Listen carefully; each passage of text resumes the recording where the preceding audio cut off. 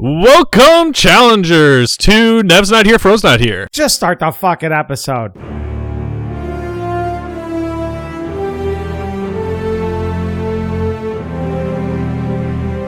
Welcome to the Battleground of the Gods. Welcome, challengers, to Nev's Not Here, Fro's Not Here. That's right, a Smite podcast. I am your host, Step Nation, and joining me today we have Willow, 1771. What's going on, bots? And I'm going to say that Nev and Fro aren't here, so I can edit it into the beginning of the episode before the sound or the song even comes on. So, Oh, I like it. We're going to make a record tonight. Make a record. Willow edit. Silent Reveries. Yo! Trying to catch you off guard there. I was waiting for another big pause. Nope, I'm on to your tactics now. I got you the other week. You did. And joining us today, we have a very special guest, TheOtherFrost. How's it going, bud? Hello, that would be me. If you're currently listening to this, I'm not being held hostage. These are very fine folk. I am not in an abandoned, from what I can tell, a KFC. I think from the remnants of the burned Ronald McDonald Stop effigy telling I'm them seeing all in our the corner. secrets. Stop telling them all our secrets. And my safety may or may not be dependent on you all listening to everything.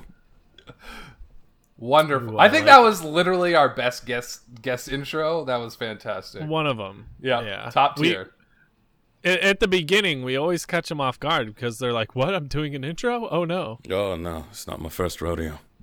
Yeah. So, for those of us who may not know, why don't you tell us a little bit about who you are and what you do? Who dis? Who I are and what I do. See, I've gone through many different phases because I've been around for like 7 years. I've had a lot of hats. I've done voice of the top 5 console plays with high res. That was like back in 2014, 15. It's a long time ago. Then I was sort of on hiatus, but I was editing for Barra for Jeff, but for Venenu later on. And then hiatus again. If anyone did see me, it was mostly in Ranked or something like that. Then out of nowhere, I just sort of come back, make videos again, and I just kind of end up here. I just don't go away, like a turd that just won't flush. Are you still editing for people? Nah, I actually had to put that aside. Like all the stuff I do for me, I asked 3, 4, 5, maybe 6 or 7 like pros or other people that I said, you know what, I want to edit for you. I've got these ideas.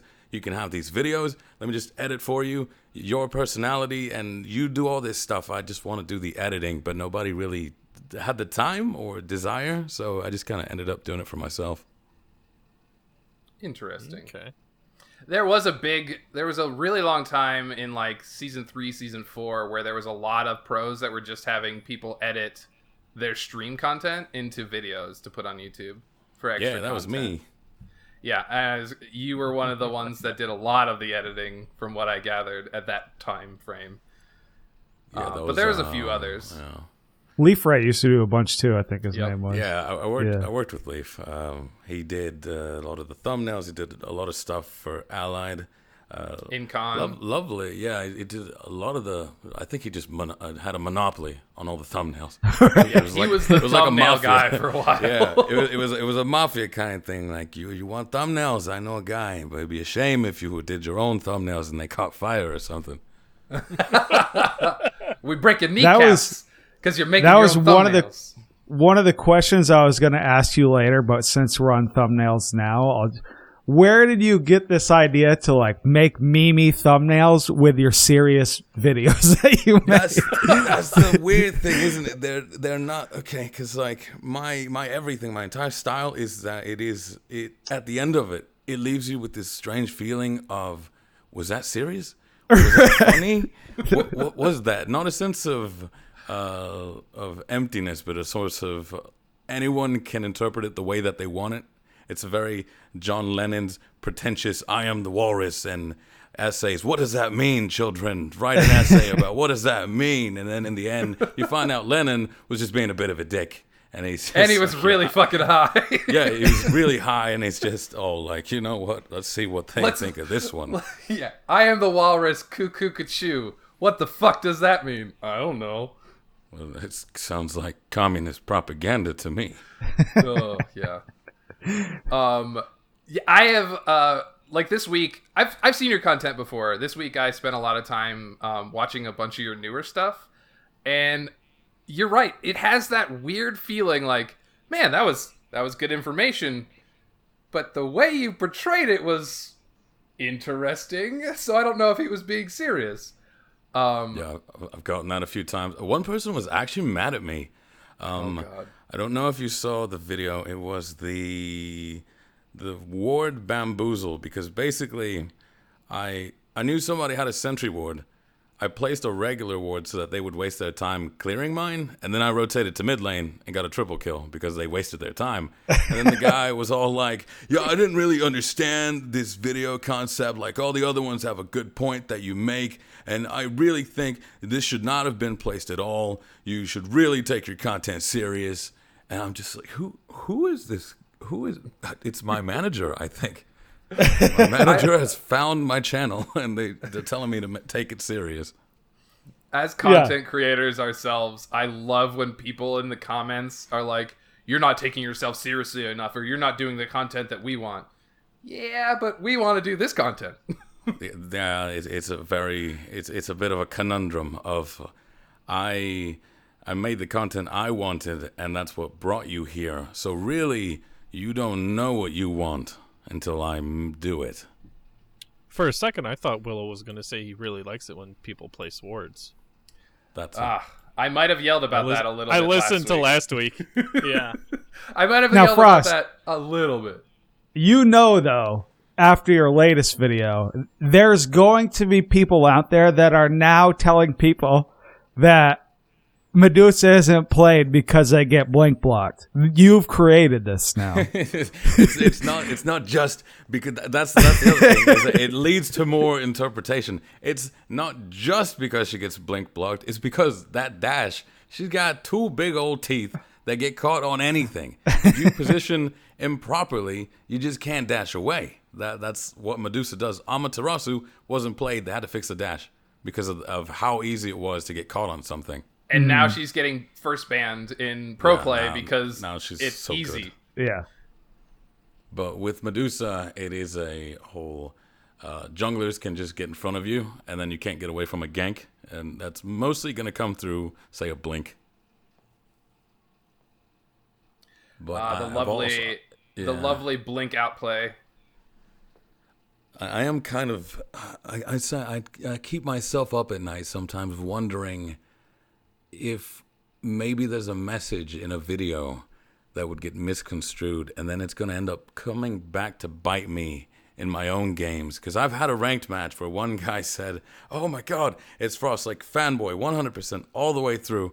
Didn't speak the best English, so it was kind of hard to communicate with him, but I'd been playing a lot of Bacchus, and he was copying my exact Bacchus in every way, shape, and form. And then he fed his brains out for the first 10 minutes. And I'm like, what are you doing? And from what I could understand, he was saying, I'm doing what you said in the videos to do. And I'm like, oh my God. I'm just, that right there, I'm ending my career forever right there.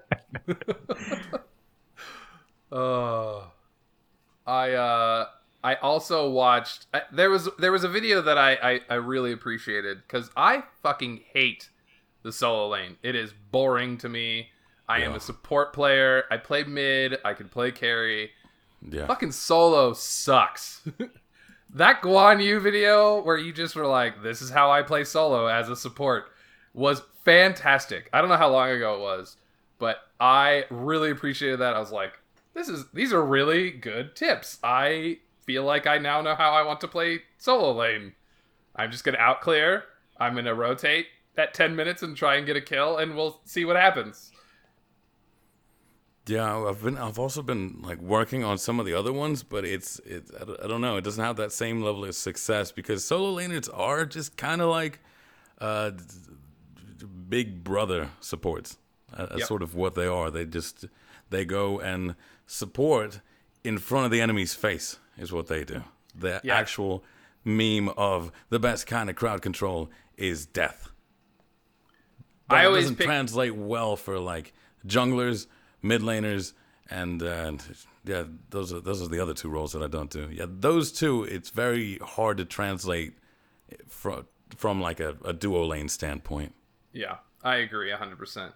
Jungle is its own set of things. But the one thing that I always say about solo lane is that there's two types of solo laners. There's the ones who are hard carries, and there's the ones that are just support, like, major. You know what I mean? Like, just get big and win through supporting better than the enemy team.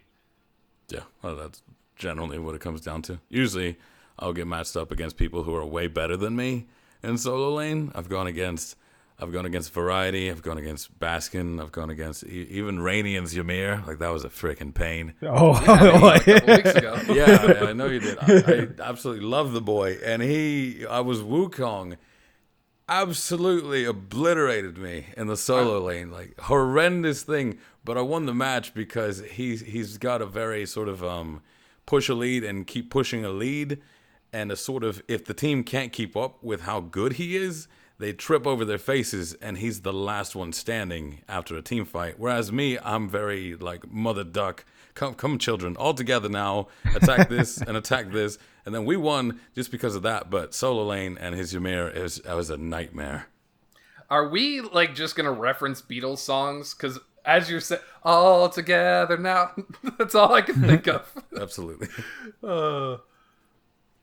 Yeah, Rainian has a very dual perspective. Like, he knows how to play a lead and push a lead, which is a very dual mentality. You as a support or duo lane player play for the team game, which I feel like that's why I hate dual, because I am very similar to that. I don't know, because I think it comes down to a personal preference. I'm a very control-oriented kind of player. I'm using terms from, like, I'd say card games.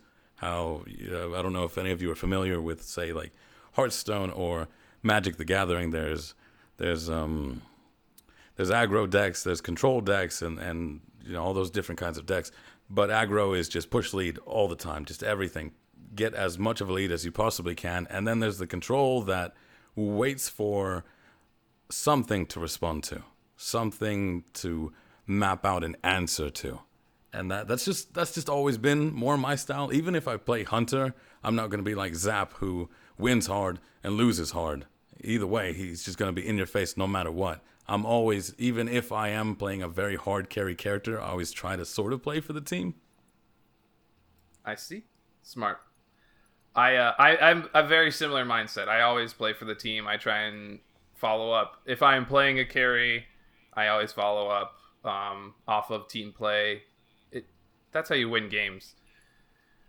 Zap wins games because he just gets huge and nobody can kill him. But that doesn't win everybody games. The average player doesn't win like that. Zap presses all the buttons. Zap plays a theoretical Hunter game where if the support was where he was supposed to be, if the mid laner was doing everything he was supposed to, if the jungler, solo laner, if everything was coming together, he would be 100% the best Hunter. But that doesn't really work anywhere near as, like, to the level or the degree as what it should be in ranked, because it's just, too many things that he can't control. So then he's just kind of stuck feeding or fragging. There is no in between with that. I feel like Barra is very opposite because he plays very calculated. Yeah, Barra is more control oriented. If I had to label the two, I do think that he's like of the two, one I think is more consistent. The other one's more fun to watch. Agree. Well, I think we've gotten a pretty good feel for who you are. Why don't we roll on into our games this week? Silent Reveries. How are your games, bud? Well, playing in the Obey Community League since the Exilium League is over for the moment. It's going to start back up here in October. So I had a couple more games this week. They got cast on the Obey Community channel. It was fun, popped off. We were playing a team that we were way better than. So it was unfortunate for them to have to get cast the way it did, but I mean, the first game I played Raw and they didn't build any anti-heal. So I healed for pretty much as much damage as I did. Oh my mercy. Yeah. You're playing with some of the community people from Bocce. Yeah. Exilium Yeah. too, but Yeah, Big Rick's on my team. Nev is a sub for this one. Silent Aces just took over for support. Of course, Mackenzie from the Exilium team that I played on is with us, and Krim, who is our ADC over there. So it's a little mixed right now until we get back to Exilium and everybody's split up again. But the big thing that happened this week happened yesterday. Okay? I've been playing since season 1. Wait. Hold on. You gotta before you do what I know you're gonna talk about, you have to tell me, or you have to tell everybody about the On Her play that you made. Because it was dirty. Oh, I mean, it's just, this Agni had something in his head, and good on him, because it's probably the right thing a lot of the time. He just wanted to push tower no matter what. If I was not in lane, he was pushing tower. This time, it was just real unfortunate for him, because it was early on in the game. I was level 3. I'm getting right harpies, and he clears the wave and just pushes up in the tower. And now I'm playing on her, and he's like a little bit in the radius of tower. So I come from right harpies, jump on him, knock him up, impale him into the wall, auto attack, put my pillar in front of him, and he takes 3 tower shots because he can't get around it and just dies. Ooh. I'm pretty sure he dashed into that pillar. I think he did too.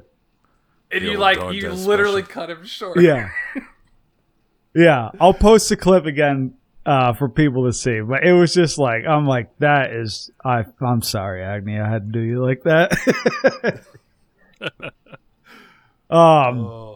So I've been playing since season 1, on and off really. Beware the burnout, as Frost would say. So I've never.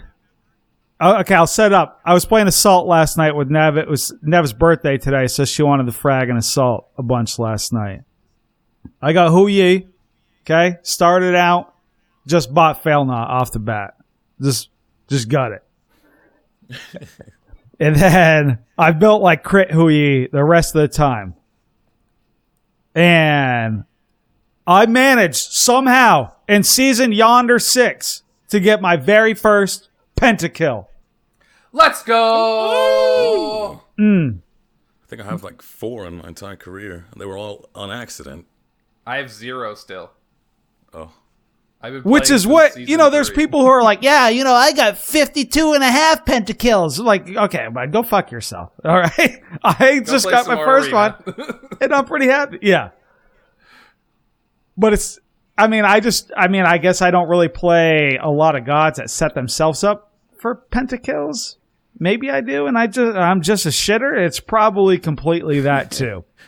No, it's not you. It's society. It's very specific kind of players who do play like the Thanatos or the Kali or the Mercury. You're not going to find me on those that often, so you're not really going to get a lot of pentas. Right. It's not you, it's the world. So yeah, that was super hype. And of course, it's, you get the Quadra and all of a sudden I don't know why, like 32 years old, I'm playing a fucking video game, right? I get a Quadra, and now I'm hot. I'm shaking. I'm like, don't take this fucking kill from me. Please let myself aim auto attacks once. Because if somebody's full health, boom, land over every auto attack. If somebody is 1 health, no, missing all the auto attacks. But I got it. Made it.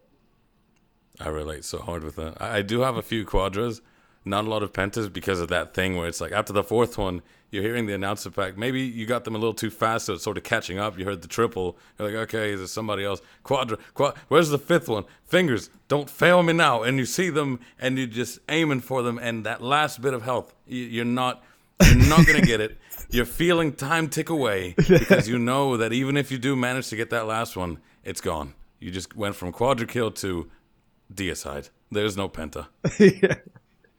Well, if you're Anatoly, it's a deicide anyway, but that's besides the point. Oh, Anatoly. Oh, sorry, Anatoly. How about you, Willow? How are your games this week? So the last 2 nights I've been on call at work, so I've been relatively busy with that. We're relatively short staffed, but I did get to play a little Wednesday night with some of the folks at Baji. I met a couple new people. I played with Baseball and his buddy Schrodinger. They play on PC, so I got to play my first crossplay games.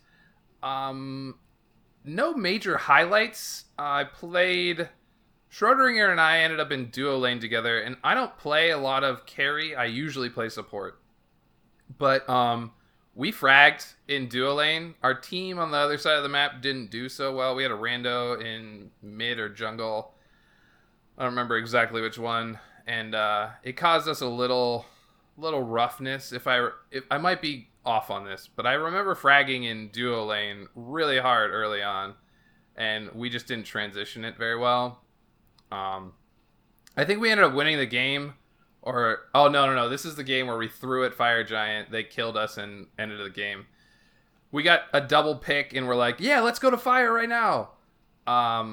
They came to Fire and we were low enough that they decided us and ended the game with 3 people. Bastet cats are stupid, by the way. But we still had fun.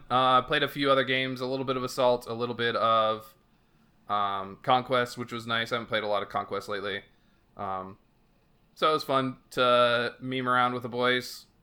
I remember why I don't much care for Conquest without a 5-man. It just is really hard when you get one player who, first of all, doesn't listen to any of the calls, second of all, BMs, and thirdly is just like split pushing the entire game. So you're basically in a 4v5 all the time. That wasn't fun. See, now if you play ranked most of the time, having only one person do it, it's nice. You're like, shit, only one person? I like this. Yeah, I've been there, done that. I always love when the duo lane, or it might just be the carries, are just literally in lane all the time until they both get each other's phoenixes. We're like fighting over Fire. We're trying to push towers without a ADC. Like, hello? We're over here. But yeah, I got to play with a few people from the Discord. I was pretty happy with that. I plan on playing a bunch this weekend. So if you see me on, hit me up. I guess I just realized that nobody will hear that. So never mind. I didn't say anything because we record on Friday and the episode goes out on Wednesday. Scratch that. Depp, how was your games? My games were something else. So, recovering from a wedding and dog sitting feels bad. And on top of that, it was a Sunday wedding. Who the fuck has a Sunday wedding? Save money. I mean, How are you that's really saving what it money you're is. in not that wrong, instance? but Because nobody wants to have a Sunday wedding, yeah, Willow. yeah, exactly. Nobody, you mean nobody wants to go to a Sunday wedding? A little bit of both. Okay. No, I don't Little think bit of so. both. I mean, yeah, I guess you're cutting out some of the guest list by having it on Sunday and people not coming. Because people got work the next day, or if they're out of town and they got work the next day. But I was in town, but I still had work the next day. So, going back, I wasn't here last week, so played a couple games on my birthday. Just some casual arenas. Got 1 win, 1 loss. Got online the next day. Got, I think I partied up with Fro in the crew, maybe. Yep. Fro. And we all know he's an assault main, so he dragged me into some assault. We won the first game, then we lost the next 2. And let's see here. 19th. 2 more assault games. 2 more games with Fro. 2 more losses. Fro And is so- the loser! It's him! Every time me and Fro play together, we fucking lose at least 50% of our games. I am Well, it's blaming because him after he's, this. He's Mr. I'm an assault main, a Grandmaster's assault, and he's motherfucking bringing me into an MMR that I am not ready for.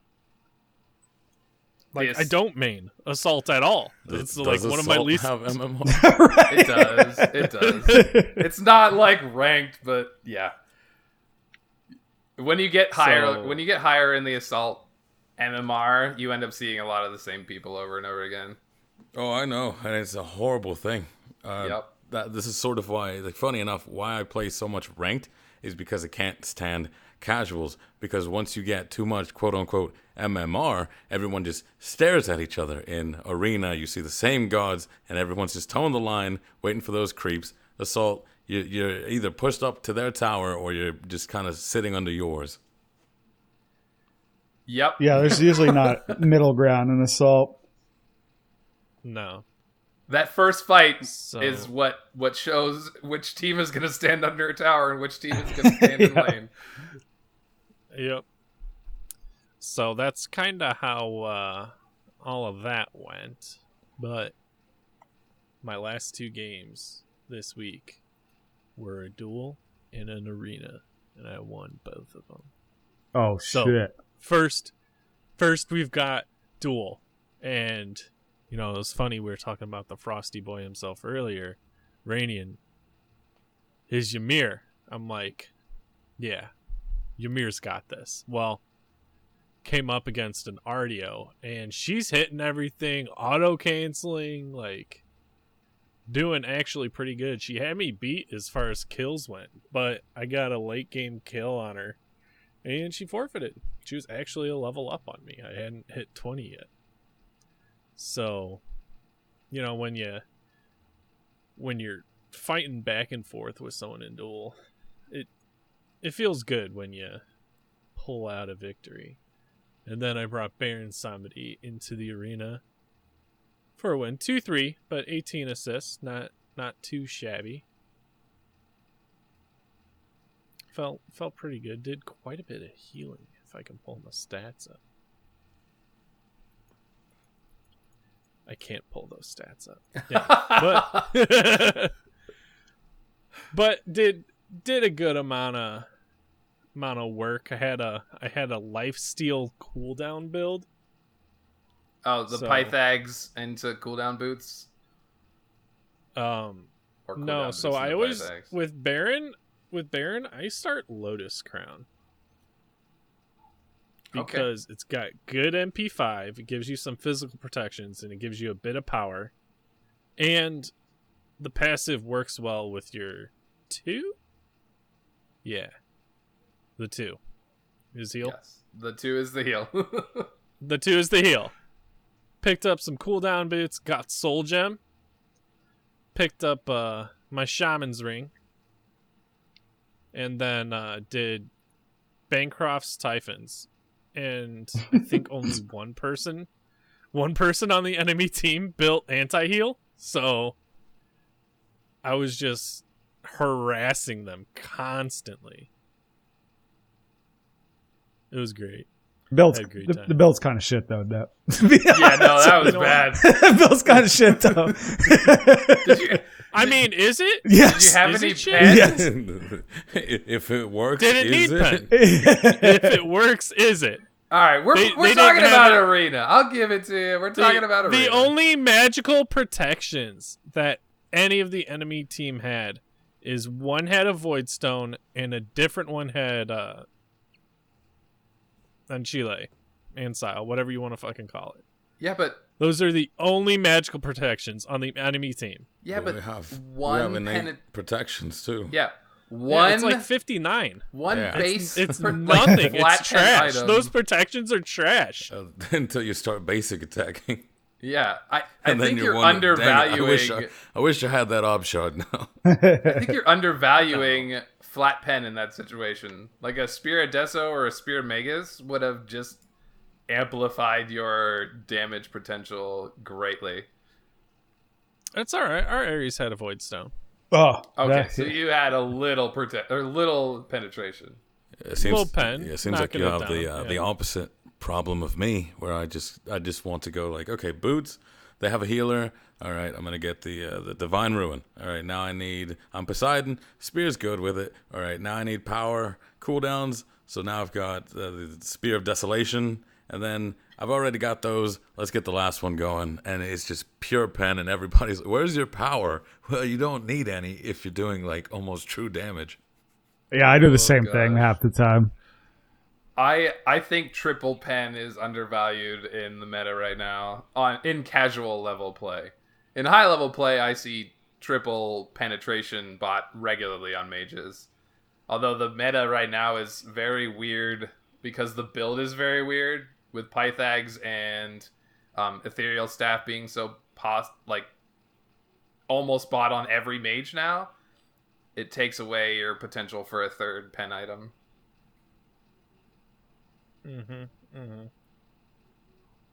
What about you, Frost? How are your games? My games have been a fever dream for the entire week. It's just everything you'd expect out of Smite. There's high level play, and there's the nice thing about once you get to a certain level of ranked is you start seeing the same people over and over again, and they tend to be pros, and those matches are probably the absolute worst. So we had one match where it's Scream and Venenu as Hades and Bastet against me. No. Yeah, absolutely shoved down. I die at some point. I think like 9 minutes in the game. I come back up and I'm like, what happened to our mid towers? I think we spawned without mid towers. Another one. Let's see, who was it? This one happened yesterday. Zap. He was Hawaii ADC. His whole team had Blink. All of them had Blink. So little old me in the mid lane, I couldn't even exist anywhere without getting blinked on. Oh, and then, no. Those games never go well because every time they're on the other team, my team's either fanboying too hard, or we have that one guy that's like, it's my first game in 7 months, or you have it the other way. I went against, who was it? I've gone against Raffer, and he can't do anything because his team is potato. I went against Adapting today. We had 5 blinks. He rage quit his stream because I would blink him as Cupid. Oh, and no. he just couldn't do anything. It's always just quite the toss-up of who knows what it is you're going to get. And I think it's sort of turning into, I want the name to stick. I want to be the unluckiest ranked player in all of Smite. It's just so unfortunate whenever I play. I am pretty sure I'm the one who gave you that. I don't know when it happened, but like reading that tweet that you put out about you being the unluckiest ranked player, that was me like a month or so ago, maybe 2 months ago now. I lost like 9 ranked games in a row, and then I ended up going like 2-10 after that. Like I won a ranked game, lost another 5, won one, lost another 5. Like it was just atrocious. I went from mid-plat to almost silver because of that losing streak. It was awful. It's been awful. I was at like 2200 MMR. Now I'm sitting at like high 1800. It's just been a massive string of losses and just kind of out of my control. I don't mind wins. I don't mind losses, but when they feel like I had Shield of Regrowth on Cupid just because I wanted to see like, a full cooldown. Every time I get a heal from the heart, I get to zoom around a little bit just because I knew there was no way that we could lose that match. It was an empty match to me. And then the losses, same thing. It was just like a DC or someone who was completely outclassed in their role. Mm-hmm. So, I don't know. The weekends are usually when I just take a break from it all to avoid the burnout. And then I can start the spankings again Monday through Friday. Now, how are you going to be the unluckiest rank player if you're just Chernabog 6 now? That's true. Streamer mode doesn't work for me. It doesn't? I tried streamer mode, and in the chat, in the lobby chat, instantly, every game, hey, Frostbite, yeah, we know you have streamer mode on. It's not working, bud. Next few games, Frostbite 1. I'm like, what? How is streamer mode is getting me more attention than if I didn't have it on? It's like they I try think to there's- hunt you out once they see that you have streamer mode on. And yeah, and this is no, it's not even that. It's like it exposed my name. There was something going on that people knew it was me in the lobby because I don't know. It's a Smite feature apparently. I think So there's I don't know what definitely it's some like. bugs in the streamer mode, and I'm sure that they're looking into them. But yeah, I'm pretty sure that it's having a negative effect currently. Yeah, I think I like the idea as a starting point for dealing with toxicity. I think one, the execution was poor, and if this is their final solution, then I would say it's piss poor. But if it's sort of like the beginning of dealing with all those things, then it's okay. Yeah, I think that. I hope this is a. Go ahead. I think that PBM's point about not knowing who high ranked players are because streamer mode, like up and coming players, or you see all your favorite players play against each other because it's high ranked.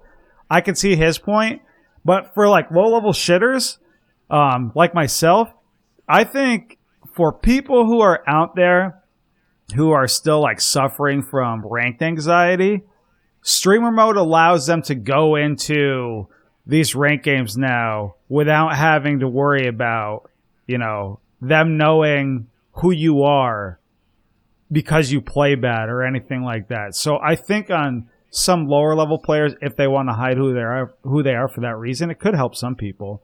But I don't like it myself.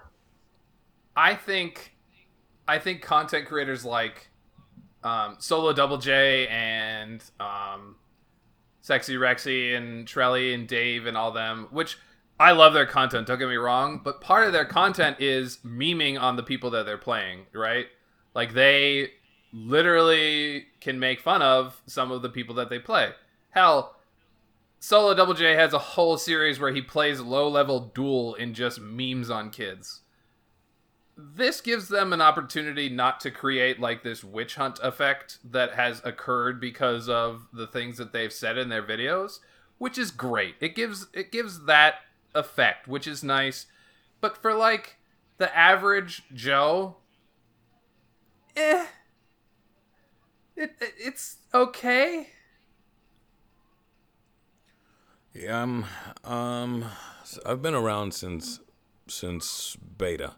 I've seen a lot of these professional players that we have now go from nobodies, like just quite literally ranked nobodies, to ranked stars, to getting picked up on professional teams. One of the best Smite videos, I think, that encompasses like the history of it is Barracuda's video, the greatest Smite game of all time, or something like that. In there, you have Shadow Q, you have Cyclone Spin. I think Aurora was there, and this is back in season 1. And to me, it's kind of nice seeing that you can go from being relatively nobody to being somewhat recognized, and then at that point people get invested in you because at a high level you do get a sort of reputation. Once you get to a certain point, people do recognize your name over and over again. That ranked anxiety that you said for like low level players, I don't know if it should be attached to the name, because I rarely run into the same, that was back when I was in like bronze, silver, gold, I wouldn't run into the same players. You're right. I feel like there's enough of a player base there it's very rare to have a repeat. Yeah. But once you start getting into like high level plat, there are certain players that the ranked community at that point does know, oh boy, this person feeds when they do this person only plays this, and this person is a troll. Yeah. Streamer mode to me would have been a lot nicer if it had just made the streamer anonymous. I do like that they have the function that only hides your name. I think that's like the most I would ever use if it actually worked for me instead of just Frostbite 1. Oh, here, put on this mustache. No one's going to recognize you. Bob, look in the mirror. Oh God, who's that? That is pretty much all it did for me. And then it does feel like a sense of we couldn't do anything about the trolls, so we're just going to hide. Like that's it. We're not going to try to police it. We're not going to make better bans. We're not going to do any of that stuff. We're just going to go underground. I think the problem here is that the community is not using the resource of reports effectively. Every time I see players calling for you to report somebody, it is 90% because you fed in a rough matchup, or you weren't prepared for the role that you got and kind of fed. You know what I mean? Like every time something like that happens, the entire lobby is like, everybody report the Thor for feeding. He went 1 in 12. Okay, he tried something, it didn't work. That's not, like, bad play isn't a reportable offense. If you go through the reports, it doesn't say he played bad. Did he run under tower at level 1? Okay, yeah, he intentionally fed. That's intentionally feeding. Did he BM you in chat? Oh, he called me, he told me to go kill myself and that I'm a piece of shit. Okay, then he was harassing, like, use the report function appropriately, and then we can deal with the trolls and the int feeders and the DCers. You know what I mean? Like, well, that's not why streamer mode got implemented. No, I agree, but everybody's saying that streamer mode's to try and cut down on the trolls. It didn't really cut down on the trolls. The trolls are still there. Yeah. They're still gonna troll. Yeah, Raythan said that it cuts down on opportunistic trolling, which is sort of like neighborhood watch or having cameras. Is the idea that these crimes, if you want to be so like heavy-handed on the phrasing, that these crimes aren't done because they're being plotted out. It's because they're just there. It's an opportunity or something. I don't think all the time people just randomly, I feel like trolling right now. To me, it's a bit, from what I've seen, it is more like vendettas. Sometimes a bit personal, or sometimes they always do it. Either way, all three of those things, they're just not getting banned. Yeah. Right. But they're not getting reported either. Or like one person reports them out of 20 people that got affected by him. So we know how Frost feels about streamer mode. Do we have any other questions for him from other people yonder in Discord? Oh, you mean the guest questions? Yes. I have one question before we... That was beautiful. I want to start this with a question that I have for you, because I watched the video that you recently did. Now I can't think of the name of it, but you basically talked about burnout. Recently, I started playing Borderlands 3. First of all, I love the series. It's one of my favorites of all time. The game is fantastic. I won't chit-chat about it, first of all, because Bryce would kill me, and second of all, I promised I wouldn't. But the part of the reason why is because I've been playing Smite all summer, and I just needed a break. I needed a couple weeks to just get off of Smite. I do this every summer because I usually play a lot from spring into summer. And then I get back into it a lot around Worlds time because I love the pro play. So in that video, you talked about burnout, taking days off, stepping away from the game, taking a week off or a month off, whether it's just from Smite or video gaming in general. Do you want to expand on that point? It's like I said, it goes into those like, is it serious? Is it funny? But also, does it get you anywhere personal? To me, probably the one thing that might have not been picked up on is near the end, I said burnout can come from losing sight of what it was that brought you joy to begin with.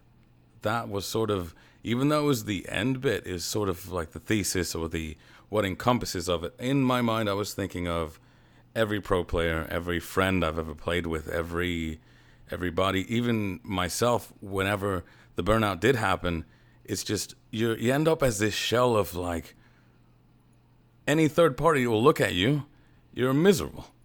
You're just there going through the motions, and then they ask you that question of, well, why do you still play? And that was like an open-ended, why am I still playing? Why am I still here? Because you forgot why you started. And I think that's sort of what the burnout does, is you go through these motions, you lose sight of what it was that was bringing you the joy, the fun, and then you cling onto something else. I was going to sort of expand it and make it a bigger video of people who, to me in Smite, I think there's a level of frustration that comes from, one, everybody wants to have fun. But fun is subjective. Everyone has their own personal fun. Sometimes you're just not a competitive player. Sometimes you want to do something else. You want to play some arenas. You end up with those matches that I don't enjoy where you're just kind of staring at each other. Or an assault, you're just staring at the tower lines. You're not doing anything. Because some people's fun comes from constant action. Some people's fun comes from winning, because they can't have that constant action all the time. You might as well try to win. Okay, so when you don't win, that's just even more frustrating. It also brought back to mind how Adapting had a long time ago, I think it was like season 4, that rage montage of him where he's playing Susano and he's just absolute raging. I hate this character. This character is so stupid. I hate playing this character, but I have to play this character because if I don't play this character, I won't win, but I'm not winning anyways. So it's like a triple layer of really forgetting where the joy came from. I agree 100%. First of all, we always say video games are meant to be fun and enjoyable, not something where you feel like if you are not having fun, you still have to play. And we all lose sight of that sometimes, I think. I think so. I think as general players, it's not bad to feel a bit of burnout because you can have something else. But it's also when it creeps into, say, a content creator or a professional player where you've attached some sort of livelihood or financial obligation from that thing, that I think they're more prone to burnout. Agreed. It's a very difficult thing to go through. I've seen so many of the professional players go through burnout and they won't admit it, or they just take a small break and then they come back and they're still not feeling it, and they're still not feeling it. And it's just, I think it's going to end up being a gamer's disease or something. We need to have our own diagnosis for it, because it's a sneaky thing that just comes out of nowhere, and then you're just feeling a whole sense of, how did I get here? Just meh. No better way to describe it than just meh. All right, let's transition to these fantastic community questions. Our first one, I'll read some of these. Do you want to read some too? Sure. Okay. We're going to start off with Ash Basham. First question, if you could make a skin for any god, what would it be? If I could make a skin for any god, what would it be? Oh, no. That's just... I would want... I want... For some reason, I always said I want Shibalunk to have just same skins as he normally does, but just with a mustache, and that'd be his brother. Because they're the twin warriors, and we only have one of them. We have half twin warriors in the game. I like it. Shibalange skins, all the same Shibalange skins, just with mustaches. Fantastic. He also follows up with, do you like anime? I do. I would call myself not a weeb. A weeb initiate is the adorable name that my friends have given me that try to sort of like, here, have this anime, and have this, and you'll find it all, and you'll enjoy it. It's great stuff. And I'm sure a lot of it is. It's just very difficult for me to find like a certain niche of what I enjoy. And also I like to multitask. And it's kind of difficult when you don't understand the anime because it is in Japanese. I will watch it subbed. Not many are good dubbed. Some are. You know, One Punch Man was great dubbed. Black Butler, I prefer that one dubbed. But as like, are you going to have a full-blown conversation about anime with me? No, you're probably not going to get far. Well, he follows that up with, what are you currently watching? What am I currently watching? Just because it was there, I'm watching Baki from Netflix, and I'm hitting my burnout on that episode for sure, because it's gotten very predictable, very anticlimactic to the point where I think they're trying to piss off the viewers on purpose. I think they know what they're doing, because it's a formula within the episodes, and it's happened 3 times now without spoilers. It's this very intense fight, and then the characters experience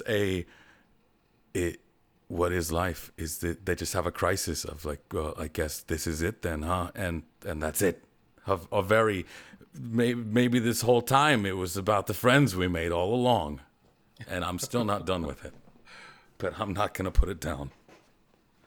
So you're gonna torture yourself to find the end. I am. I don't think I have enough episodes, which is strange because it juxtaposes 7 Deadly Sins, which I just finished, and I absolutely love that one. And then King's Avatar, which I absolutely love and recommend that actually for anybody who has any sense of competitiveness in them. I get asked all the time, how do I know when I'm ready for ranked? If you can watch King's Avatar, like just that, watch King's Avatar. If that alone does not get you playing ranked, you're just not meant for it. That's it. It's a competitive player vibe that you have to have from within. Nothing else is going to get you there. Well, that might answer the next question. What's your favorite and least favorite anime? Favorite? Yeah, I just actually, I got them both there, didn't I? King's Avatar, by far my favorite. It's getting a new season in the fall, and I can't wait. It's only, I think, 12 episodes for one season. And then the worst anime I've probably so far, because I have not seen that many, would have to be Baki, just for now. And his last question, what god is your Smite waifu? What god is my Smite waifu? My Smite waifu? That would be... I don't know, because I'm a bit of a hussy. I just kind of rotate through them all. Right now, somebody recommended me Xing Tian, and I've been having an itch. I don't know what it is about him. Just been playing a lot of Xing Tian. Nice. What's the story behind Tools of the Trade? Its birth in partnership with Hi-Rez and more recently SSG. From the lovely A Wild Deathstroke. Yes, I meant to say that part. I know Deathstroke. That was so yeah, that takes me back. That's actually the inception of it all. I've always enjoyed making videos. I made them for COD. I made them for Battlefield. Came into Smite. I wanted to make a video just about Ymir Wall. Just the Ymir Wall, because I didn't think that people were using it right. And I asked Inuki, because he was doing the top 5 plays at the time, and in there he had a really nice clip with one play, and there were 3 walls in that one play that were just amazing. And I was like, can I borrow it? Because I'm making a video. He was doing his Man of War video at the time, so he was in Curse chat. We went in there and he's like, whoa, you sound really cool, and you want to make content. All right, cool. How about you make content with me on my channel? So that video, my first video, ended up on his, had to have a name. He just asked me for a name. I said, Tools of the Trade, because that's it. I just planned to make the Ymir Wall, the Thor Wall, the Ymir Wall, the On Her Pillar, and I was going to make the Thor Wall, and I think end it there. It was just going to be short videos. But from there, it revolved around people's suggestions of, can you do this god? Can you do this god? It's kind of like Know Your Enemy from Trendkill. Right. Backwards. And from there, it's just, a friendship with Inuki he knew that when it came to making content, I was consistent. Sure, I'd go for it. Then that led to putting my name out for when they were going to do the top 5 console plays. Then as far as SSG went, I was editing for Barra since he was on Cloud 9. That's back in Season 2. And Jeff, I was also editing for. They've always been together. Ven came in, so I had 3 of the SSG roster. And I was like, yo, can we make videos with the roster? It's like, no, we can't do that, but we like your work. You can make videos for the channel if you want. I said, all right. And I just revamped it there. Nice. Nice. All right. Coffin Monkey comes in with always a troll question. Never be offended by the stupid questions our listeners suggest. Some of them I wouldn't are get far if I did. interesting. Yeah. Yep. What's the best breakfast food, and which Smite god would you trust to make it for you? Well, the best breakfast food. Let's see. Now, does it have to be eaten at breakfast time to qualify as breakfast food, or can it just be food that revolves around breakfast, but at any time? Whatever you feel your heart desires. Oh, no. Okay, then. I would assume breakfast foods that you could eat anytime. Anytime. Okay, so we're just going to go with the classic because I've already done this at like 2 a.m, get up and just feeling like, you know what? I want pancakes. So I love we're going to start with pancakes. And then who would I trust? It's going to need a bit of dexterity. Going to be able to get a good flip on it because it's a big pan. I've had to do this before where like the spatula is, I knew if I tried to flip it with the spatula, it would break it. So I've had to do like a full two-handed flip. So I'm thinking we're going to have to give that one to Hercules. He's flipping things on a regular basis. He is. Just flipping them. I think he's got the forearms for it. All right, so we got Baseball 5516. He says, "Welcome, Frost. Love the YouTube channel. Have you ever been contacted by any publishing companies about recording your voice for Audible books?" I don't. Do they do that? Do they go looking for people? I don't. They can. I don't yeah. know. Can they? That's cool. I've voiced for a video game. There's another one in the works. I've done a few phone recordings for a few like companies, and then there's some advertisement thing that SSG was doing. But I don't know what happened to that. And then it all started out too with a lot of Minecraft mods, but as it got more and more serious, it mostly went with video game stuff.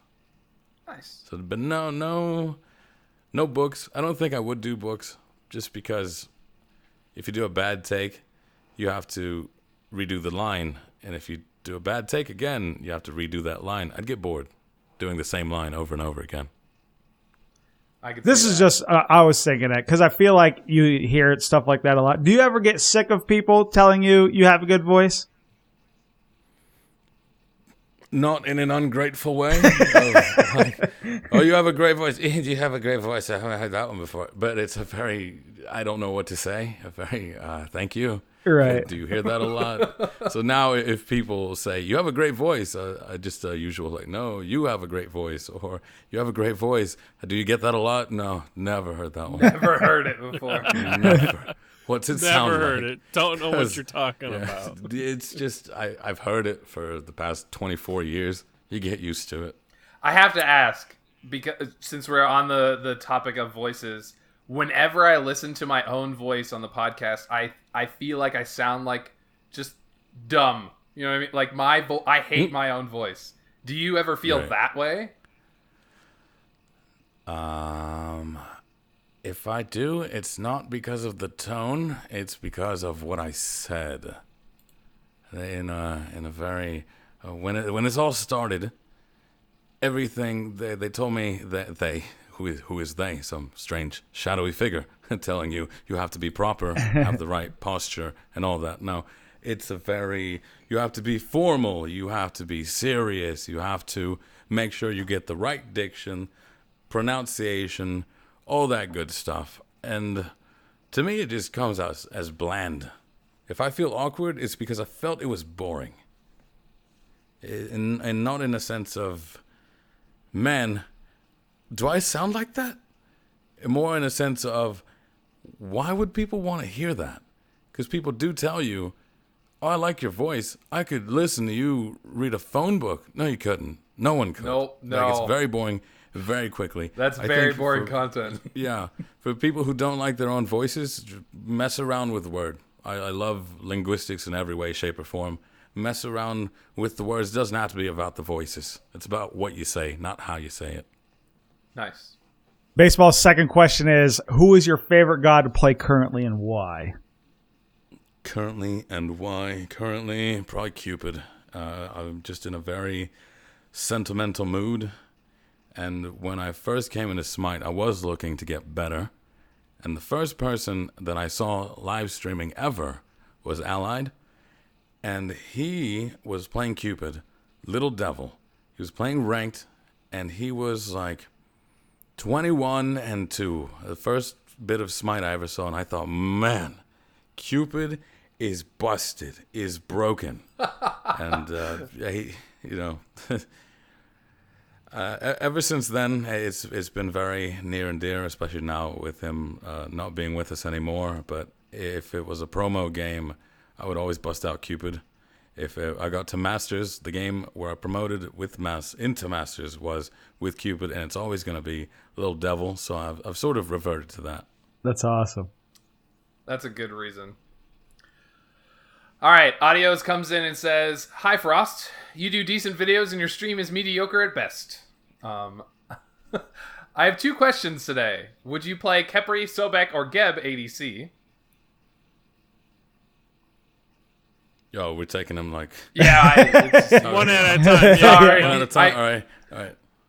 Well, first off, that was very accurate because I do think videos are pretty good-ish, and stream is mediocre at best because I'm not really a streamer. I'm just a very turn it on, what's up, how you doing kind of guy.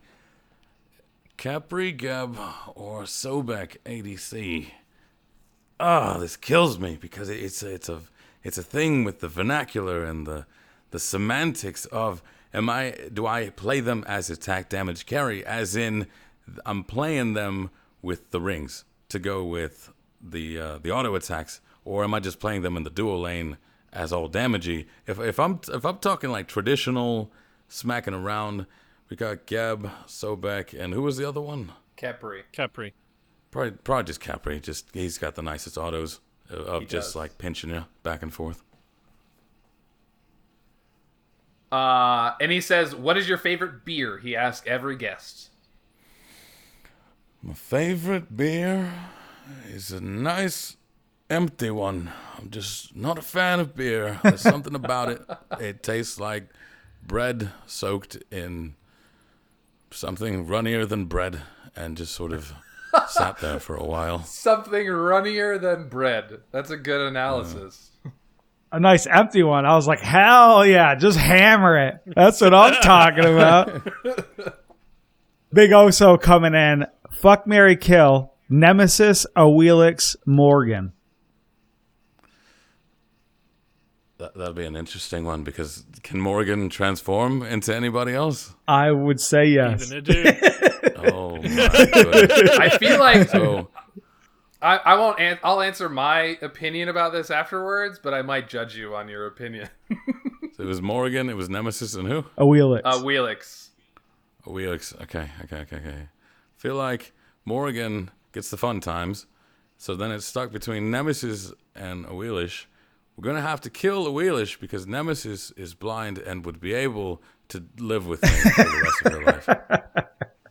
So I think we'll go in that order. You went like complete opposite of what I was gonna say. I I said hear that a lot. I feel like I would kill the Morrigan because that bitch is crazy. If she could turn into whatever, I'm a little freaked out. I feel like I would just fuck Nemesis because if I married her, she would just be judging me. And I feel like you'd have to marry a Wheelix because at least you get a cat out of it. Fair enough. Sound analysis, yeah. All right. I with Krakens comes in and says, "Hi, Dad. Please tell all these plebs Poseidon is the best god in the game. Thanks." I think he just wants to hear you say Poseidon I'm is not the your best god in the dad. game. I'm your uncle at best, kid.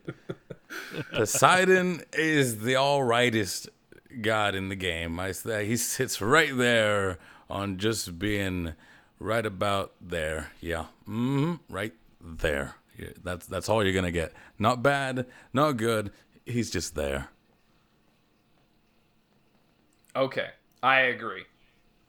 I think he just wanted to hear you say Poseidon is the best god in the game because that's his favorite god. Right. I have found that I'm not allowed to take sides. I have to be very ambivalent, but that also leads to being a bit boring. You're sort of like everyone's grandmother. I love you all equally when I really, really don't. But then I have to defend myself. So at that point, people ask you, what's your favorite whatever? Or just Khepri. Khepri, just Khepri. Because who doesn't like Khepri? Everybody loves Khepri. Especially lobster Khepri. Oh, yeah, man. Lander Green Clargan coming in. Howdy, sir. Love the videos. First and foremost, thanks to Colorado77 for the channel suggestion, by the way. My question would be, whom are some of your preferred / favorite hunters and or mages to run duo lane with? So whomst am I running on a daily basis in the duo lane? It really comes down to flavor because I like variety. Yeah, you're going to get bored real quickly picking just one character. That's if you ask me. Not Rainian. He's got, 47,000 stars on that Ymir of his. And then had a Scotty earlier who had 50 around her border. I don't know how they can stay on one character for so long. Yeah. Izanami GG has I think she hit 50. Did she hit 50 yet? So many. On Hell? Fuck no, dude. Get the... What? So many. But it sort of plays around. To me, Smite is a puzzle. The meta's changed, the meta's shift, and figuring out what characters do well, not the best, but do decent enough in them, to me, is where I find my joy. Right now, I'm really liking Chernobog in the duo lane, but I've been enjoying the mages a bit more, just sort of like Poseidon in a way, because I've been having this penetration fever where I do go Pythags into boots, into ethereal staff, and then the rest of it is just pure pen. And I think he's got the nicest one. Now, the next one might be similar. Whom have you had the best time with in duo lane? As in a person? Sure. I was thinking that character. too, but I don't know what it means. Who do I have the best time with in the duo lane? In recent memory, it actually is Rainian. We got into a match, and it was me as I think it was Cupid. I want to say it was Cupid. Oh, it was so recent. And he was, of course, his Ymir. And we had a DC right from the start. This was going to be one of those surrender at 5 minutes. So he said, let's meme on him. Let's just frag him, Dad. And I was like, okay. And he just completely obliterated that lane, surrendered in 5 minutes. And then he said, I'm going back to WoW now. He just left. He says, Hachiman, personal favorite hunter, unless possibly Sylvanas, if he were able to duel. Do you think he is in need of a buff, like reverting his first ability back to being able to go through minions and fixing his ult? Fixing his ult, as in how? What's wrong with the ult? I don't know. I think Hachiman's fire right now. Yeah, I think he's incredibly good right now. And in many ways, he's one of the safest. I even made the video of it was like a tier list, but not really a tier list. He's probably the most well-rounded hunter that we have right now. I'm not sure what the issue with the ultimate is either. I haven't seen a bug on the ultimate. I know he plays on console, and I know on console playing Hachiman with his ultimate is extremely hard, because you, on PC, you use the mouse to steer, right?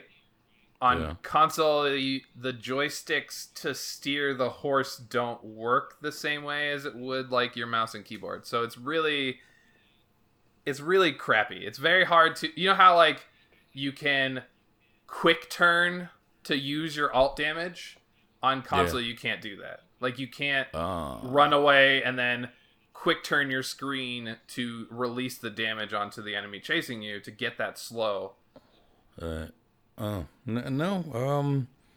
I got, let's see, at the start of this year, I got to Masters mostly playing Hachi because I don't like playing characters that are pretty much given wins to them. Those being like Jingwei. God, I cannot stand her because she's just always going to get to late game. Hachi, I think, is severely well-rounded. I don't know why the one would go through minions. I think he'd absolutely dominate the lane if he could. Oh, it was broken. When he released on PS4, it was broken. You could clear the wave with your one. The way I play Hachi most of the time, I don't even put points in my one. Yeah, I don't either. Just the one, not the one, the two, the three. I'm gonna box you like that. I'm gonna poke you, and the horse is pretty much just an execute, or it gets you in position to do even more damage. He's insanely strong in any 1v1 right now. I think people undervalue the fact that he basically has a steroid on a damaging ability. Like, you drop that banner, and not only are you hitting them for damage, you also get an attack speed steroid just for planting it. That is really strong. You get two of them. You get the one it naturally gives you, and then if you stand on it, you get another one. Yeah. And that's for your team, too. Like, he has an insane fight with his support, just because if you're both standing in the flag, you're going to outbox anybody. Exactly. I think people undervalue that as an ability. Oh, the banner doesn't do that much. Have you stood on it? And last one coming from him. Speaking of Sylvanas, what kind of builds could you see being the most efficient in a hunter role? And for that matter, your preferred for support. So your favorite Sylvanas hunter and support builds. My favorite is Sylvanas hunter build. Just if I do play Sylvanas as a quote-unquote hunter, I am not the kind to do the rings and the attack speed and just sort of tick away at them. I want to blow them up. Pure damage, pure power. Where's my Poly? Where's my Soul Reaver? I want to run at them, blink preferably, and just drop everything and then just walk away, because you know they're ticking down with the ultimate and the wisps. So that would be my style of quote-unquote hunter Sylvanas or ADC Sylvanas. But for like an actual legit support build, he's severely strong in a manner that he's like just an actual walking tank for your team, where you can stand around everybody, support just enough so that they can all do all the job, and then, all right, go children, go collect the kills, and then once you're done, come back. I've got you some heals. I've got you some mana. Oh, did the poor man chase you down? I've got an ult to get them off of you, and then you just walk away. So in a sense, it's a very safe, very strong support, but also has that X factor of the pull. It's just so fun, and it's so hard to hit. Anybody who can actually hit that is going to be a god amongst men. You want to get noticed, just always hit that pull. But as far as the build goes, he's just going to work with anything. If anything, I'd go like a standard Sylvanas build, so I can just stay alive long enough to keep doing the regular tank things. I feel like the support build is pretty standard, and there are a few, what's the word I'm looking for, situational items that fit in. But yeah, for the most part, support is a pretty standardized role. All right, Mr. Knapp comes in. What's the secret to your voice? And can you read me a bedtime story? Oh, no. I feel like I know who this one was. A secret to my voice is narcotics, and specifically the lack thereof. This is what happens when you skip out on your meds. It's a consequence of who knows what. It needs an origin story. I don't know where it would be. I've told people that I won in a card game. I've told people that I lost a bet, and this was the consequence thereof. Bedtime story? Nah, I don't think so. No. Rum Runner asks, how do you learn/teach positioning or being safe to someone else? It's going to sound backwards. How you teach them to be safe is to let them run rampant. Let them hurt themselves. Let them die. They'll slowly learn to not do those things. That is honestly the best way. I think people don't know how to play roles because they're too afraid. They're too afraid to try things out. How is it that you know how much damage you do? How did you know you could get away with that 1v1? How did you know you could tower dive that? Because I've failed it many, many times before. I have messed this up so many times. What you're seeing is all that work just finally paying off. So if you want to learn how to be safe, just go balls deep. Pure aggression. That basically what Zapman's doing every ranked game is he's trying to test his limits, and Press boy W. does he find them. Yeah, that's it. All right, Colorado 77 comes in. What are the goals for your channel? Oh no, it's like school all over again. What do you want to be when you grow up? And I say, I don't know. Even now, I don't know, because it started.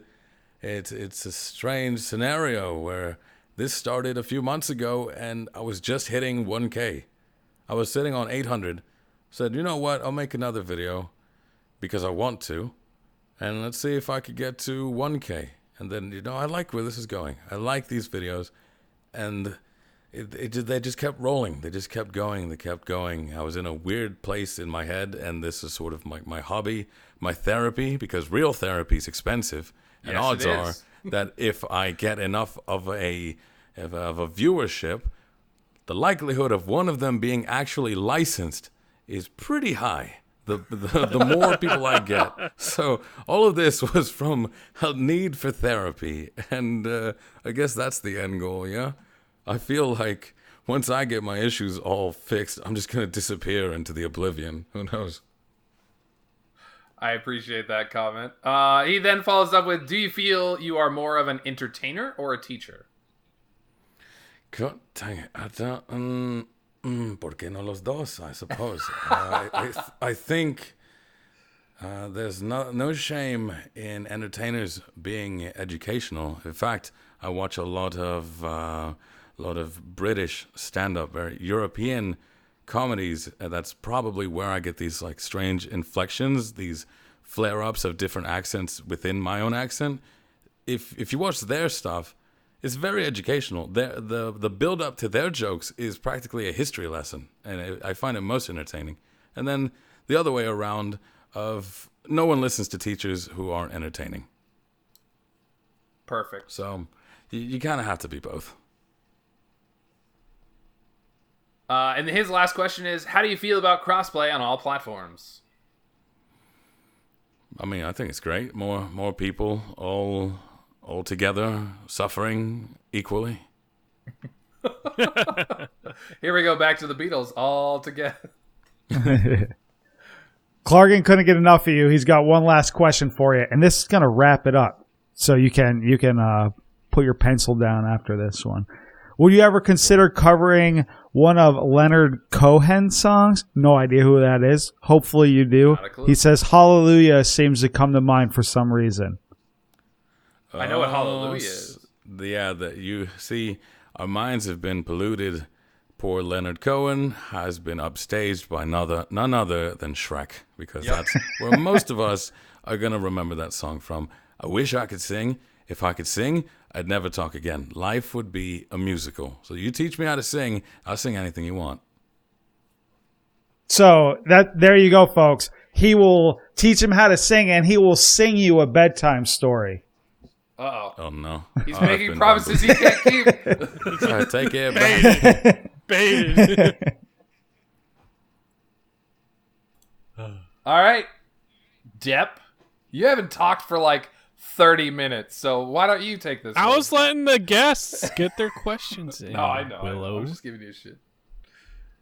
Yeah. Well, why don't we stroll on over to our Hat of Purgatory, huh? Sounds good. I'm ready. Think it's about time for that? Well, last week's Hat of Purgatory was to the beat of your own drum or something like that. The Drums of War. But There we go. Fro's not here, and he volunteered for that one, so yeah. And since I was gone last week to do the week before's, which was Shieldmaster Odin, I can share my story of how it just really wasn't great. For starting out, not Void Shield. Maybe it was Void Shield. It was a little rough building that towards the beginning, considering the cost of all of the other items. It was a really granted, expensive item or build. I took it into Arena, so it wasn't really the best place to take it, maybe, but maybe it was. Because, reasons. That crappy builds, arena is where they live. Yeah.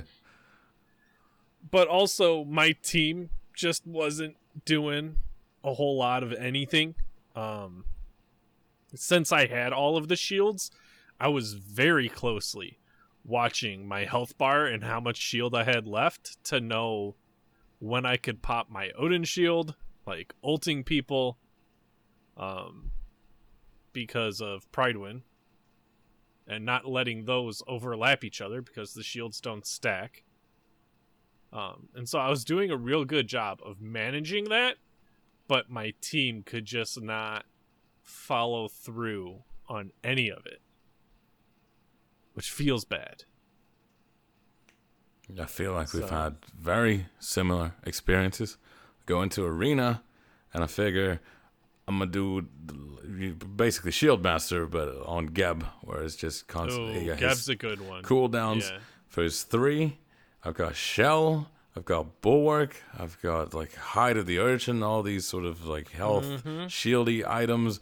But yeah, whenever you have your team, it's just either they run away when they have like 2,000 health worth of shield, or they dive in expecting something special. Yeah. Yeah, so, and the other team was doing pretty well against us. All in all, not great for Shield Master Odin. But this next one could be a trip through the woods. We have Olo Run. That's right. Olo Run Jungle. And you're going to be building that movement speed, baby. You better find that movement speed tab. Oh, yeah.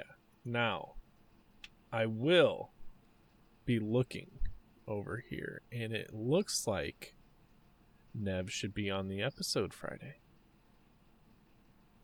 Do we want to give it to Nev? Are you or forcing I'm looking this? at the schedule to see who's going to be here, to see who can do it. Are you forcing this onto somebody?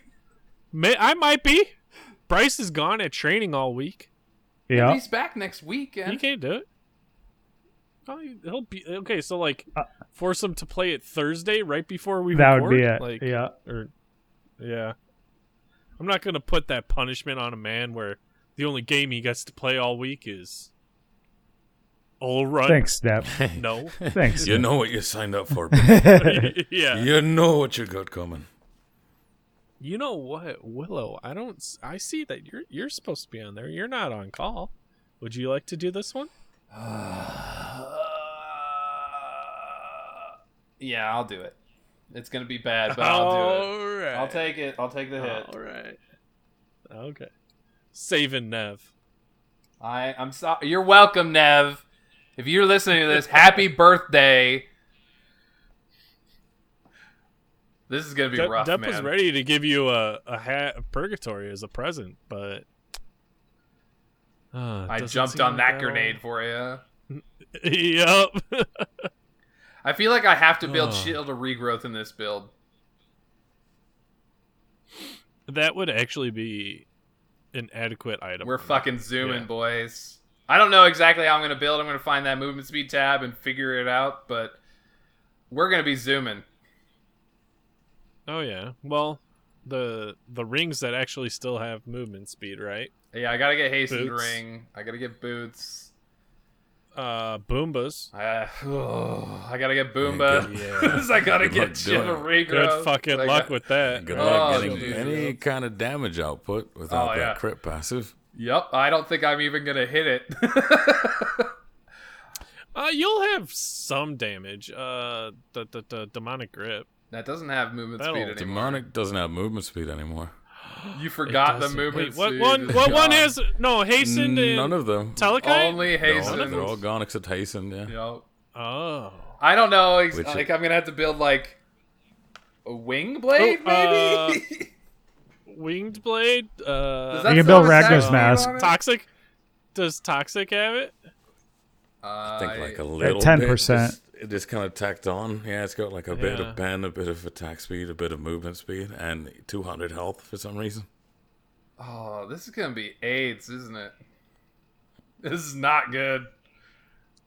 And I gotta be the jungler. My team is gonna hate me. All right, Baji fans. I'm sorry that I'm putting you through this. Hold on. Let's see here. Movement speed for Olaroon. So you've got your boots, the blades, Doom Orb. Rod of Doom Orb! Asclepius. I'll be able to Doom hit Orb, my, hasten ring. I'll be able to hit my 150, but it's not gonna be a lot. So let's see here. Let's optimal build right now is, and not in this order, but you've got Doom Orb, you've got hastened. Asclepius would help with your healing. It's got a solid amount of power and some health. And it's got movement Shield speed. of Regrowth. Shield of Regrowth. Shield of Regrowth. And Toxic Blade, I would say 30% attack speed. Yeah, it's kind of stupid. I guess. It's really stupid. All right, so we're gonna go 100 Talaria health, boots, 15 and that's pen as well. So if you go pen boots, I You're hitting I your gotta pen go with, if it's Olaron, I gotta go Talaria or Travelers. So it's gonna be Assassin's Blessing. I mean, you don't have to go Travelers. I mean, it's the movement speed. So yeah, you gotta. Yep. Yeah, you have to know. It doesn't say build all of the items with the most movement speed. Oh, Because otherwise I would. but then definitely it's say not Travelers. memeing hard enough. So we're going. I mean, I don't want this to be painful for you. Okay? That's what all It's of these Travelers, are. Boombas, and the blades. It's already Travelers, painful. Boombas, and the Yeah. blades.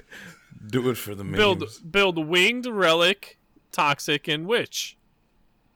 Oh no, Relic doesn't have movement speed on it anymore, does it? Yeah, 10%, baby. Yeah, Bill Okay, Raglan I thought- has. What got removed from that? No, the attack speed got removed from that tree. Yep. So 300 it's gonna health, be 10% Assassin's cooldown. Blessing with Lost Relic, and then I'm gonna do Traveler's Boots. Do I get Cursed Orb and then go on to another item, or do I try and get all the way to Doom Orb? You could do Cursed Orb early and wait for Doom. How about you surprise us with what you're gonna do? All right, we'll talk about there it. you go. I'll talk about how terrible. Oh, that you know thing what? is. Doing that whole thing all at once as a jungler, you're not going to be doing much. Nope, not even a little bit. Start your speed camp. Get Cursed Orb. Go back into the jungle, I don't think I would. And then get no jungle because it's all gone. and then go. Because somebody invaded me level 1. Fuck off. God, I hate the level 1 invade meta. You know what you do, Willow? You kill them. It's about to get worse. And It's then you about get to first be level 1 invades and blink. Blink, blink, Yup. blink. I've seen the future, and it is 5 people with blink. All right, Oh, Dep. lovely. I think you have some reading to Yes. do. Dep has some reading to do because we have our community corner. That's right, ladies and gentlemen. We gave you a couple weeks to talk about what charities would you support and how would you do it. Would you do a stream? Would you do a promo video? I don't think Make your anybody own really skin talked concept? about how they would do it, but still. Willow, I'm reading what you wrote. I know. Don't at me. Starting off, we have Ash Basham. I love animals and anything to do with charities that involve helping and stopping the euthanasia of animals. The organization is Best Friends Animal Society. This organization takes in unwanted pets and it helps get them adopted, and they are pushing to make all shelters a no-kill law. This is one that I would want to support and do things to get them more support. Then we have Willow throwing shade at the challengers for not getting in. We had one in the like corner a week and a submissions. half. You're not wrong. I'm just saying. You're coming at them. Web Impulse says, I'd support any charity related to mental health and suicide prevention. Great cause. Big Rick coming in. IDK, if you can call it a charity, but I feel like it's in the same realm here. I've been a Special Olympics volunteer for almost 20 years now, and I encourage everyone to do so at least once. It's a great thing to help someone who was just simply born less fortunately, and help them have fun and create memories for them. Just by being there and being friendly, you can have a big positive impact on someone who could always use it. I'm right there with Rick. Yeah. I would choose the same one. This isn't the one I would choose, but I have been a part of the Special Olympics not recently, but I was for a few years a while back. And Special Olympics is definitely a charity organization. They do a lot more volunteer style work, so you usually have to put in time. It's not just like you can donate here. But right. The Special Olympics is a great thing. I love what they're doing. They raise money for these kids to come and do just fun activities. It's a fantastic program. Oh yeah. Next up we have Danny Boy. So I would support Miracle Feet, organization that helps clubfoot babies, and Laurie's Children Hospital. A lot of people don't know this, but my son was born with bilateral clubfoot. It was a journey I was not prepared for financially and mentally. I can't express how much gratitude I have towards these organizations. They helped with covering cost of surgeries and special shoes my son has to use to correct and maintain his feet in the right position. Not to mention linked us with other parents to help us prepare for the journey we are on with my son. I would help them by trying to raise money for them, or even donating my son's special shoes to them, which they send to third world countries to help kids that can't afford certain things. I even volunteer to help other parents when I can. It's not much, but any help is better than none. I like Danny's approach. He did a very personal charity event, or like charity fundraiser that means a lot to him, and I think is a positive thing for everybody to know and share. Mm-hmm. Next up, we have Coffin Monkey, any charity that has to do with protecting wildlife. Back in my early 20s, I was selected to go volunteer on an animal sanctuary for a month in South Africa to work with baby cheetahs. It was going to probably be the greatest moment of my life. Unfortunately, we got scheduled for a deployment, which ended up getting canceled at pre-deployment training, and I never got to do it. To me, to give regular college students an opportunity to not only volunteer and experience nature, but to also protect these beautiful creatures. These orgs are so valuable and important to the survival of our planet. Makes me curious about all of his animal shelter. His animal shelter memes? Maybe that's why he does it. Yeah, his memes. Maybe that's why, to raise awareness. You're doing a peculiar job at it. Yep. Coffin Monkey. I'll give you that. And then our last submission, Baseball 5516. I don't know of a charity like this. I'm sure there's one. I just haven't done this research. But I would try to support a charity that equips parents with knowledge and information on how to raise autistic children. I have a sister who is autistic, and we had to learn sign language just to be able to communicate. Love her the most, though, and wouldn't change anything about her. There are tons of great charities that do a lot of work with autistic people.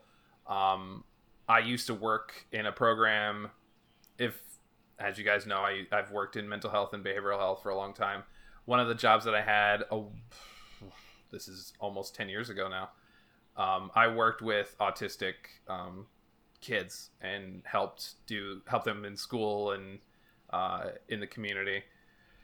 There are tons of great programs all over the place for autistic kids. You just search up on Facebook or Google, and you can find tons of resources and tons of communities that would be more than willing to share their knowledge and help with anything. So Awesome.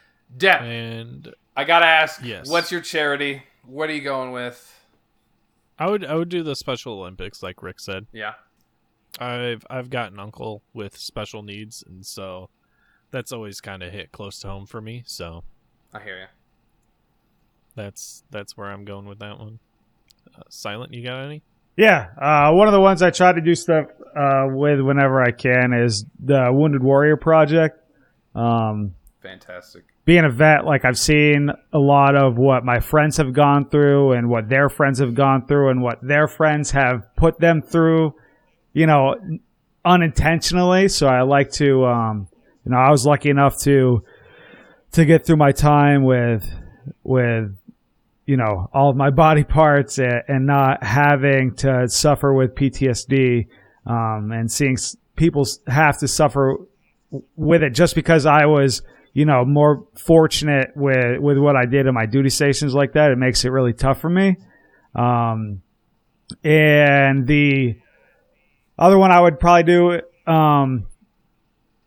if I had more time and stuff like that, would be the Lung Cancer Research Foundation. I lost my old man to lung cancer. So that's like kind of one that's close to the heart. I appreciate you saying that, because I was going to throw a shout out a little later in the podcast, but I'll throw it in here. We were recently reached out by a community member, I'm not going to share any names, who's struggling with a few things, and I just want to show him a little bit of love. He found out some really bad news that, of course, I'm not going to share any more than that. But there are people in the community that are dealing with a lot of things, and it's nice to hear that we are an outlet for some of those people. Shout out to that guy. If you're listening, everybody from Bocce sends you love and support. And if you need anything, anybody to talk to or say anything, feel free to find us on Discord or on Twitter, whatever. Yeah, I mean, I lived what you're going through, so Yeah. I hear you. Bocce love, man. So I'll go. I've had a few that are relatively personal. I had a friend that I was relatively close to who had cystic fibrosis. And if you know what that is, it's a really horrible disease that basically slowly shuts down your lungs. He was lucky that he was born in the age that he was and had the opportunity to see some of the medical advances, but you hear horror stories of kids dying as young as 10 to 12 because their lungs just don't function properly anymore. We used to do a yearly event where we raise money for cystic fibrosis, and the one year we raised over $1,000 in just a really small community of people, which was great. Another one that I have participated in multiple times is the MS walk, or anything that has to do with MS. My mother, I love her dearly, but she was diagnosed with MS when I was about 6. So she's been dealing with that for quite a long time. I've seen her fall just out of nowhere. She's been blind because of it. It's a very terrible disease, and it is not fun to live with. I learned relatively quickly how to do a lot of things around the house because I had to. There was more than a few weeks where I cooked all the meals at the age of like 8 or 10. And I love my mom dearly, and I know she would do anything for me. That's why I always am willing to participate in something like that and raise money for a fund like that. And lastly, I am a big proponent of, now I can't think of what it's called. Holy cow, I'm blanking. What's the children's hospital? Jude's? St. Jude's, thank you. Holy. I was thinking Jude's, and I was like, nope, that's not right. St. Jude's Children's Hospital. He's blanking. Yeah. Alzheimer's. Right? Wow. St. Jude's Children's Hospital is a great organization. I have another friend whose children had some problems, and they started doing this thing called Zellathon that's become a huge thing, and she's part of where it started. So that's another one that I would support. Frost, I know we didn't really like warn you about this, but if you would like to answer, feel free. When it comes to charities, just because it's as you mentioned, the attachment to the Special Olympics because of family, that's in the same vein for me, as I do have multiple cousins and a sibling of my own who has dealt with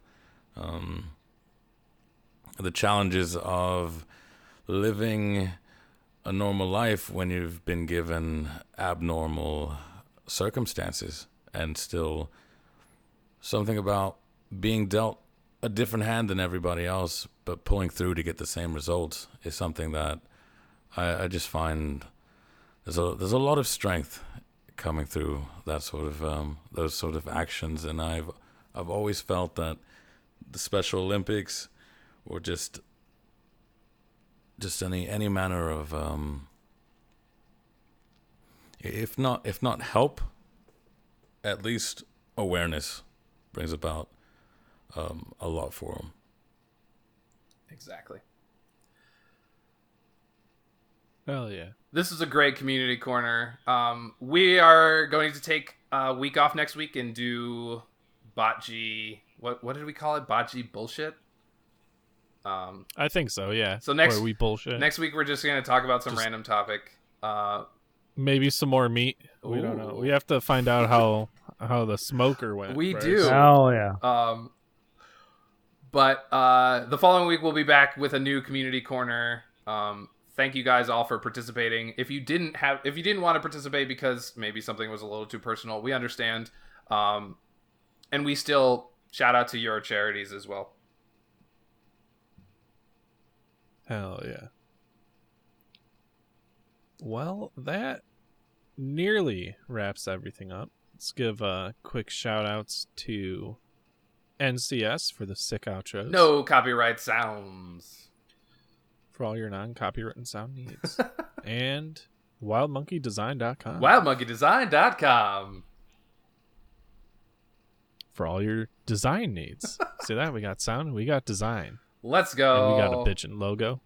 We got a bitchin' logo. Look at that thing. It's beautiful. Beautiful. Well, TheOtherFrost, why don't you tell us where we can find you out on the interwebs? You can find me at your local supermarket by the clearance and manager special. This stuff is definitely going out of date. It's starting to look at you funny. Those kinds of products, you know. But if you're actually like keen to find me, I think I've not monetized. I've got a monopoly on TheOtherFrost. So twitter.com/TheOtherFrost, youtube.com/c/TheOtherFrost, and then Twitch, same, TheOtherFrost.